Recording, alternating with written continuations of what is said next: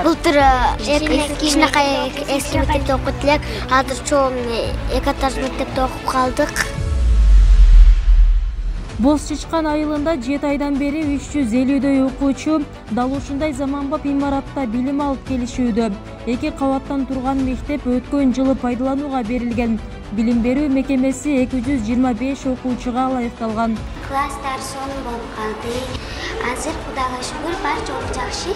Мектепти жаңылоого себеп бар эле. Анткени буга чейин ынтымак мектеби ашар жолунда курулган. 100 окуучуга гана ылайыкталган. Тар имаратта 300дөй окуучу билим алган. Мындан 9 жыл мурун келген сел кырсыгы мектеп имаратын авариялык абалга кептеген. Жетиштүү шарты жок мектеп 1 жыл 4 ай аралыгында мына ушундай заманбап билим берүү мекемесине айланган. Мектеп башталып кетти.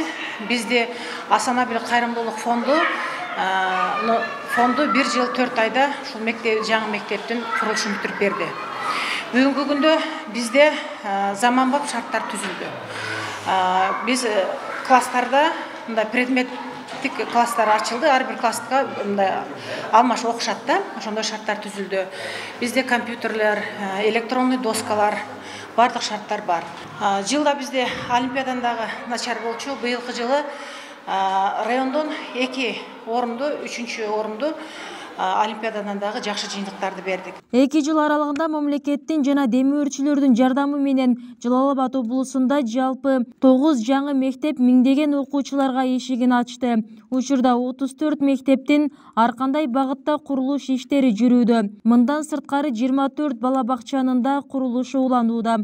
Бул эми бул Таныштын баардык ушу балдарга ыңгайлуу шарттарды түзүү, толук кандуу билим алуусуна шарттар түзүү басканда бул жаңы мектептер ушу пайдаланууга берилип атат. Бала бакчалар кеңейтилген, кошумча болду, кеңейтилди, ошондой жаңы курулуп, ушу бүгүнкү күндө камтылып жаткычыбыз биз жылга сайын былтыр жылга караганда 2,7% биздики быйыл жогорулат. Жалал Абад шаарында муктаждык болуп атат.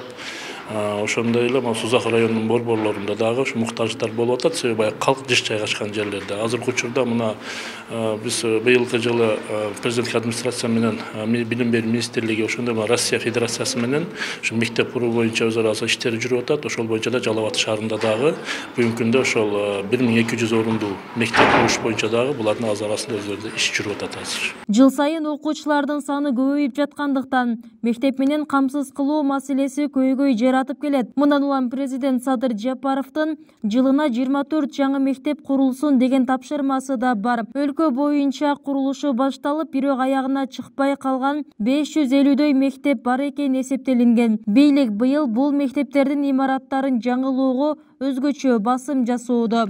Айрым гана учурларда курулбаса, азыр 50%дан өткөн бала бакчалар менен школдорду бүтүрөбүз. Жакынкы 3 жылдын ичинде президент Садыр Нуркожоевичтин тапшырмасы бар. 546 объекти баарын баштап алган экенбиз, ошолорду бүтүрүүгө аракет кылабыз.